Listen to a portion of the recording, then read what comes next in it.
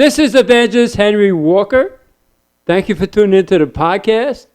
Maybe you're listening on my website at henrywalker.org under audio messages, or maybe you're listening at podpoint.com/Henry Walker, podpoint.com/Henry Walker, or maybe you're listening on my YouTube channel, New Life Revival International Henry Walker. New Life Revival International Henry Walker. I want to start a new message today talking about getting ready for our new level and the rapture, which is the ultimate new level. Spending eternity with our Father in heaven is the ultimate new level. Let's go to the Father in prayer first. Father, I thank you for another opportunity to minister to your people, Father. I ask you to use me just the way you want, Father. Let me say only what you want me to say, nothing more and nothing less.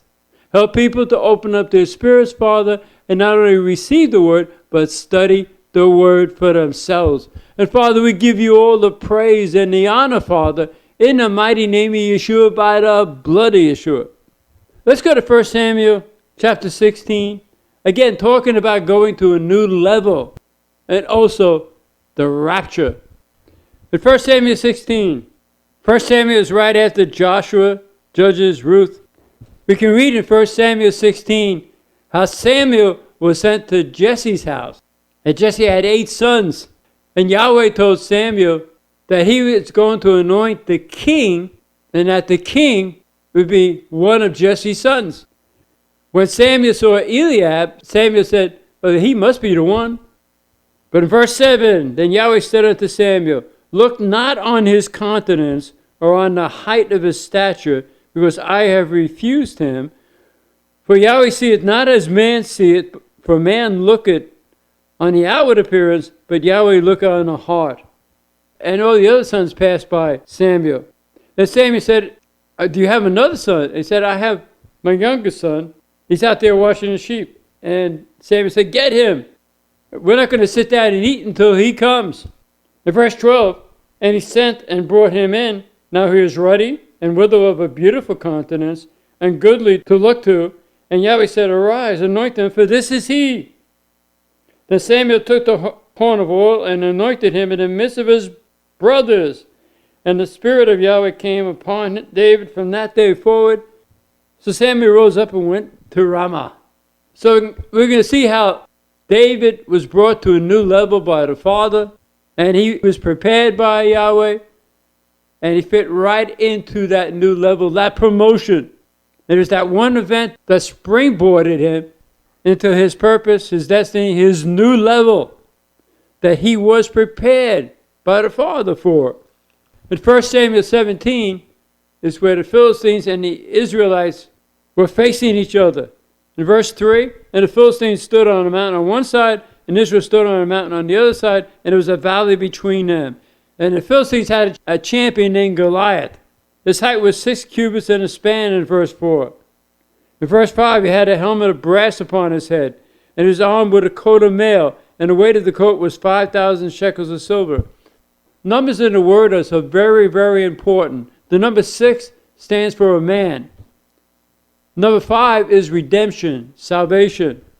Number is divisible by 10. It means the Father is ready to cut something or somebody out of the way.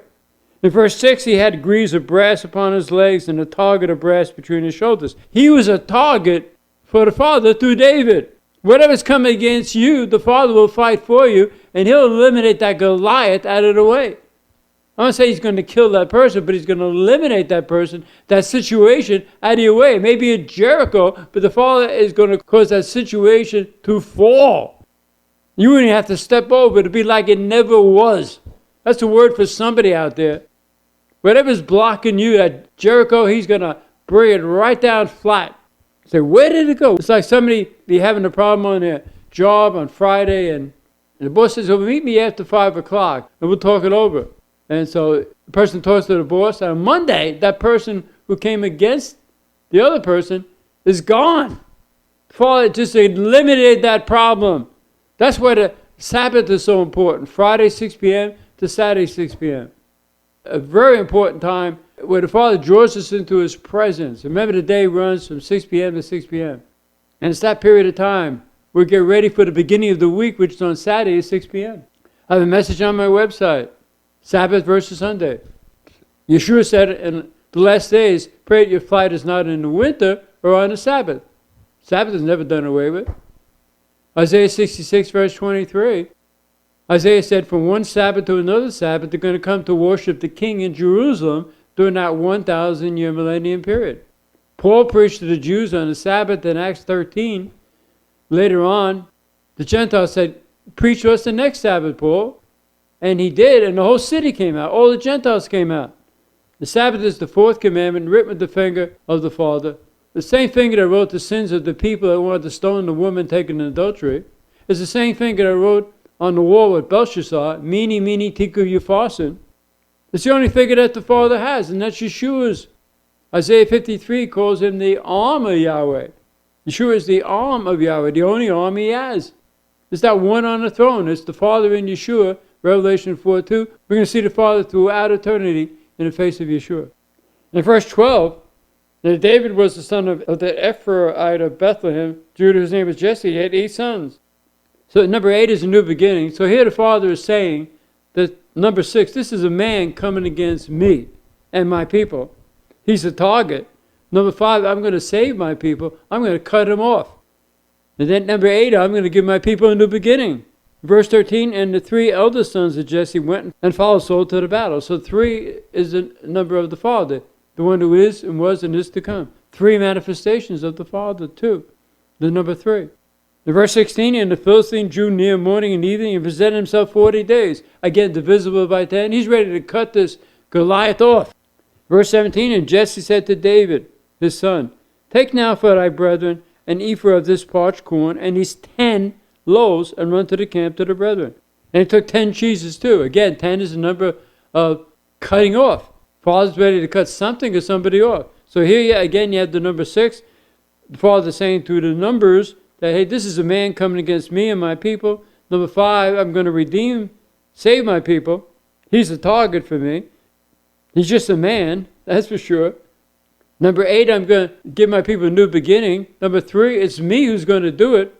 And the 40 days and the 10 loaves and the 10 cheeses, I'm going to use David to cut them off. See, the Father tossed through the numbers in the Word.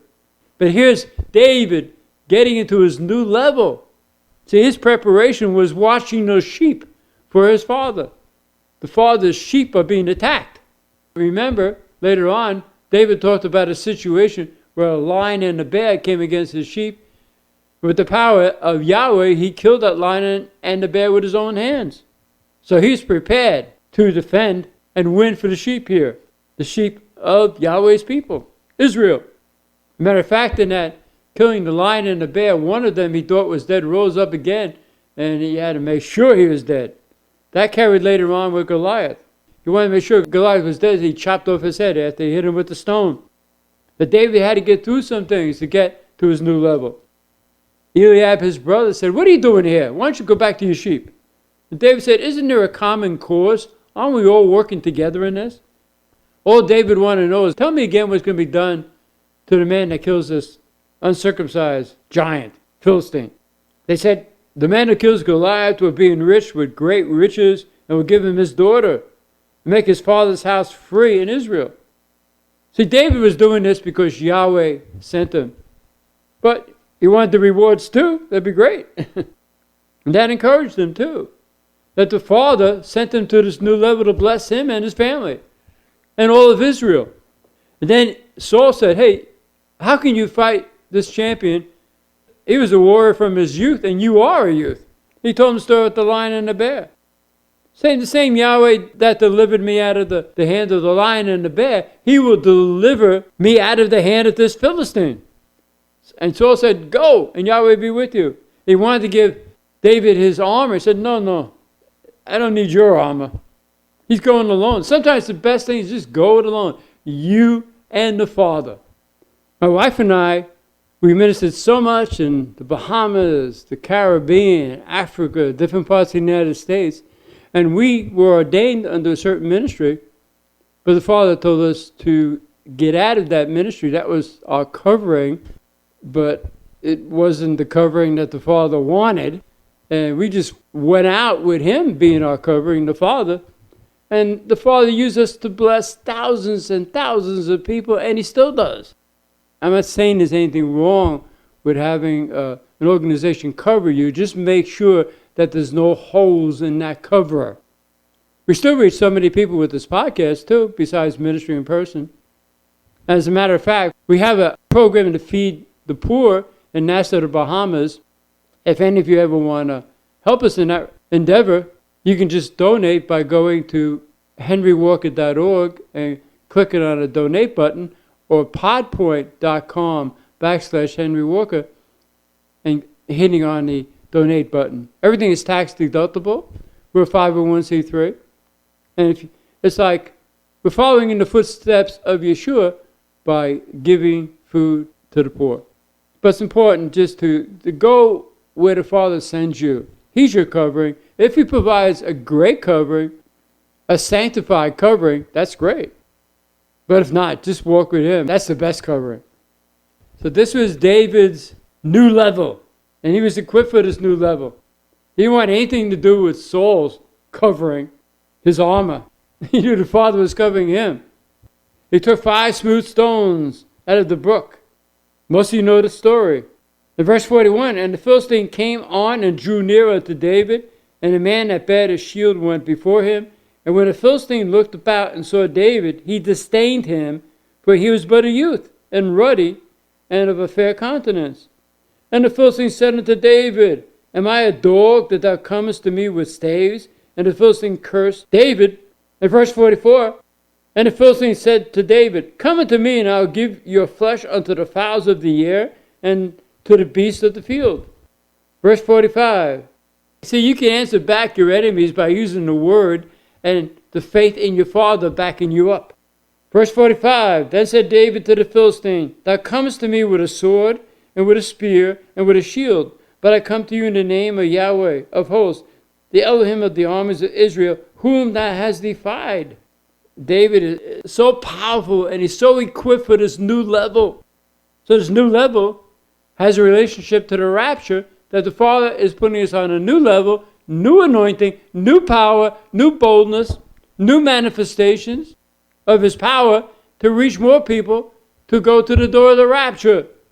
So the main requirement to get on this new level is to surrender everything to the Father, especially our flesh, so he can mortify the deeds of our flesh, come into our spirit, make us more like Yeshua, and to bring the fruit of the Spirit out of our lives, which describe Yeshua: love, joy, peace, longsuffering, gentleness, goodness, faith, meekness, temperance. That's the way for the Father to put you on a new level. Just ask him to do so. Again, Father, I surrender everything to you. I turn my flesh over to you, especially so you can mortify the deeds of my flesh. Come into my spirit, fill me with your Spirit, make me more and more like Yeshua. I bring the fruit of the Spirit out of my life: love, joy, peace, long-suffering, gentleness, goodness, faith, meekness, temperance. Just say that from the heart, and he'll start you on that sanctification process. Every day he'll point out things in your life, he's doing it in our lives, that he wants to change. And again, making us more like Yeshua. In verse 46, this day will Yahweh deliver you into my hand, and I'll smite you and take thy head from you, and I'll give the carcasses of the host of the Philistines this day unto the fowls of the air, and to the wild beasts of the earth, that all the earth may know that there is an Elohim in Israel. So his faith grew. His faith grew at this new level. So I'm going to destroy the Philistine, Goliath, Philistine army, and the whole earth will know about this. Verse 47, all this assembly, all these people that are watching shall know that Yahweh saveth not with sword and spear, for the battle is Yahweh's, and he will give you into our hands. And he did that. In verse 48, and it came to pass when the Philistine arose and came and drew nigh to meet David, that David hasted and ran towards the army, the whole army, to meet the Philistine. And David put his hand in his bag, and took thence a stone, and slang it, and smote the Philistine in his forehead, that the stone sunk into his forehead, and he fell upon his face to the earth. And David prevailed over the Philistine with a sling and with a stone, and smote the Philistine, and slew him, but there's no sword in the hand of David. Therefore David ran and stood upon the Philistine, and took his sword, and drew it out of the sheath thereof, and slew him, and cut off his head therewith. And when the Philistines saw that their champion was dead, they fled. That's a message in itself. Their champion was dead, and they fled. Nobody can stand to Yahweh as any kind of a champion. Now, there are champions in the world and fighting and so forth, but he is the King of kings. He controls everything. Everything was created by him and for him, and by him all things consist. Everything and everybody reports to him. Since we belong to him, there's nobody that can interfere with our relationship to the Father through Yeshua. The only person that can interfere with our relationship to the Father through Yeshua is ourselves, if we have something in our walk with him that is not from the Word. If there's any of that Constantine's doctrine in your life, going back to the 4th century, get it out of your life and replace all that junk with the feast days and walking in the footsteps of Yeshua. Yeshua was born on Passover, died on Passover. Exactly 33 years old. He fulfilled every feast day with the exception of the last 3, which is the Day of Trumpet, Rosh Hashanah, the Day of Atonement, Yom Kippur, and Tabernacles, or Sukkot. Matter of fact, Paul kept the Feast of Pentecost. He said in Acts chapter 20, verse 16, you can write that down, Acts 20, verse 16, that he wanted to attend the Feast of Pentecost. In Acts chapter 12, they kept Peter in prison. They said they're going to keep him until Easter, but Easter was put in there by the King James people. The Greek word is Pasch, or Passover. So Passover is mentioned in there. They wanted to keep Peter after Passover. In Acts 27, verse 9, Paul was on a ship going to Rome, and they had nothing to eat. It was the fast, which is another term for the Day of Atonement, the fast. So right in the middle of that shipwreck, they were keeping the Day of Atonement, the fast. In John chapter 7, verse 1 and 2, Yeshua was keeping the Feast of Tabernacles. Please turn with me to the Gospel of John chapter 10.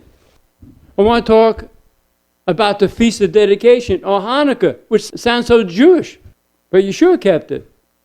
In 1 Kings chapter 8, Solomon asked the Father, as he was rededicating the temple that he had rebuilt, Father, let your name, your heart, and your eyes always be in the temple. In 1 Kings chapter 9, the Father answered and said, my name, my eyes, and my heart will always be in the temple, perpetually.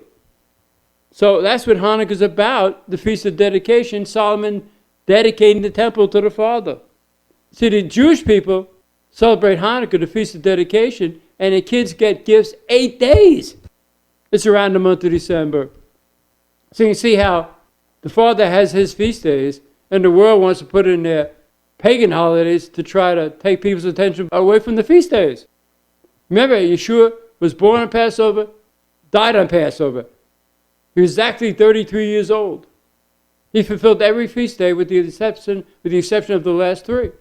Feast of Trumpets, Rosh Hashanah, Yom Kippur, Day of Atonement, and Tabernacles, or Sukkot. I have a message on my website at henrywalker.org. All the feast days are explained there. A book on the bottom of my written message page, Noon, talks about the feast days. In John chapter 10, verse 22, and it was at Jerusalem, the Feast of Dedication, and it was winter, and Yeshua walked in the temple in Solomon's porch.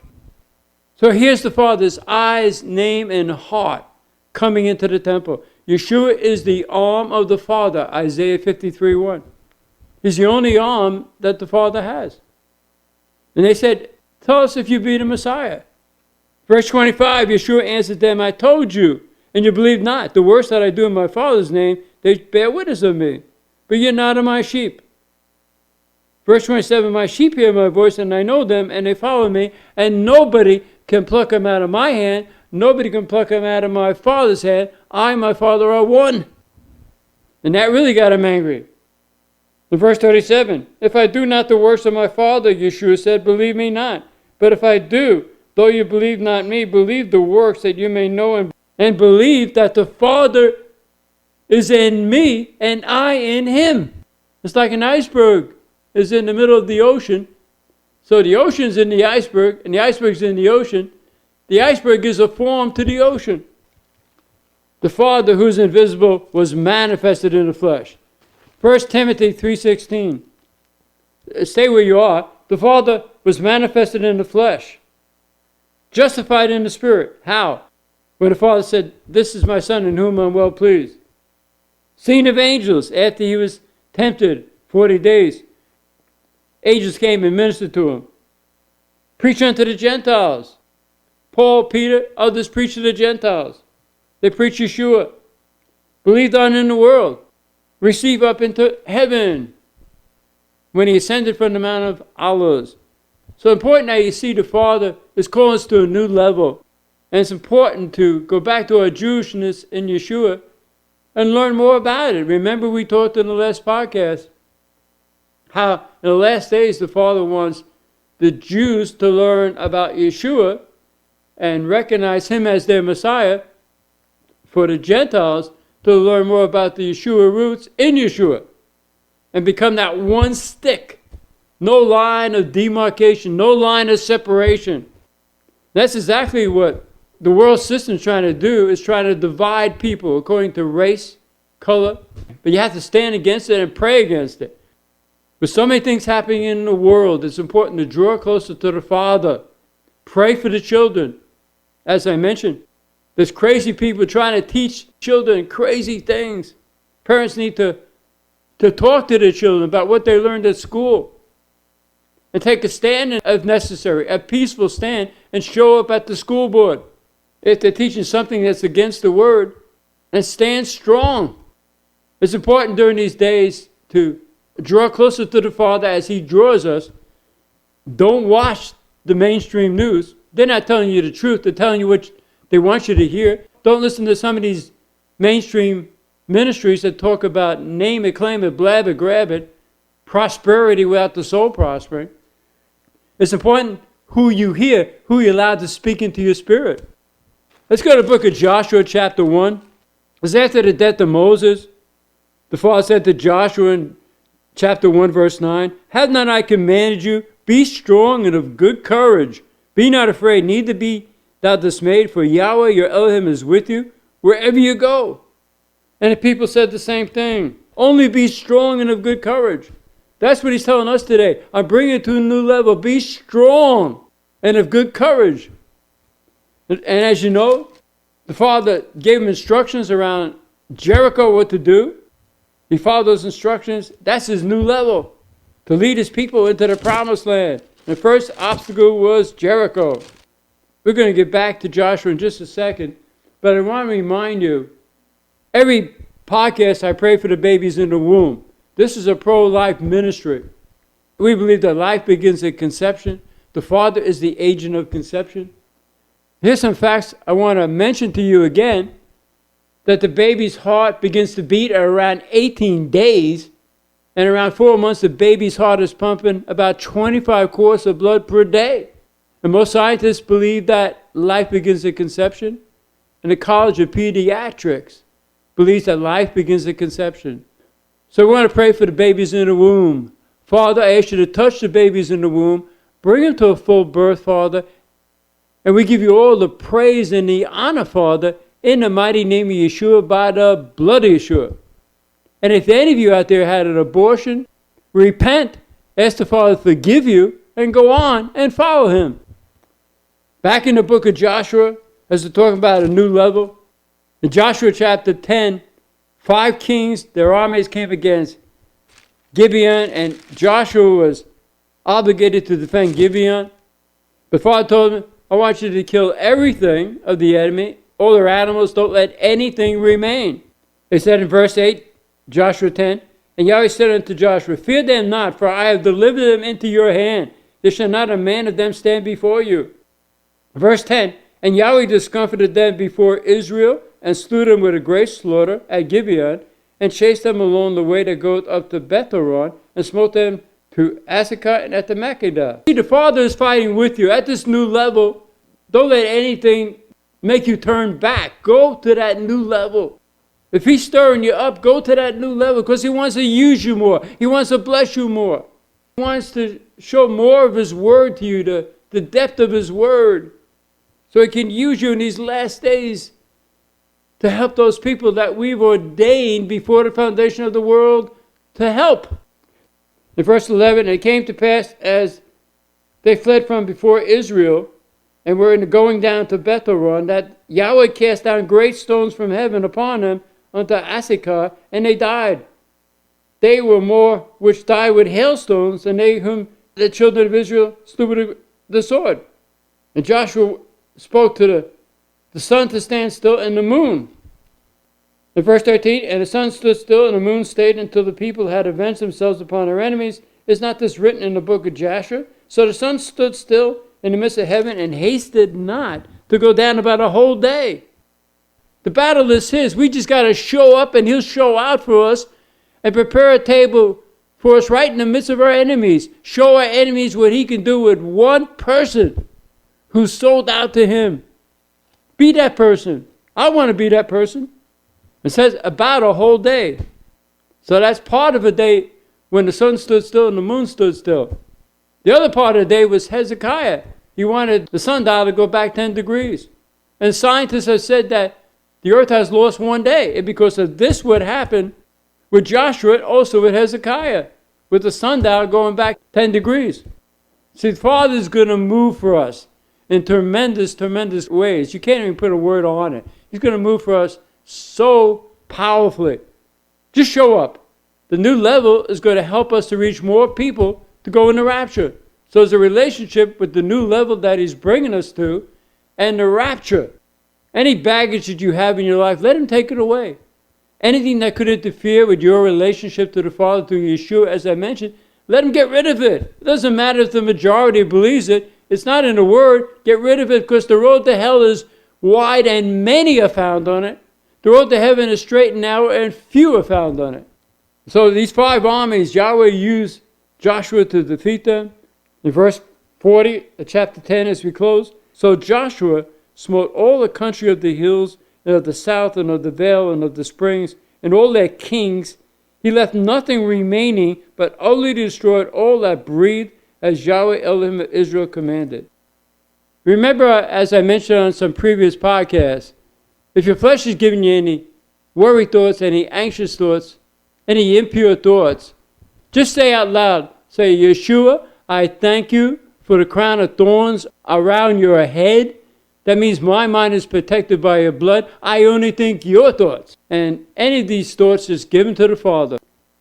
If you have any questions or any praise reports, and you want to email me, you can email me at contact, C-O-N-T-A-C-T, at henrywalker.org. Contact, C-O-N-T-A-C-T, at henrywalker.org. I'll be so glad to hear from you.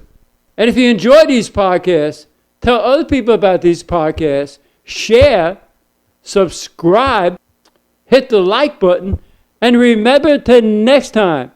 This is Evangelist Henry Walker saying, greater is the Father in you, your daddy, the King of the universe, than anything or anybody in the world.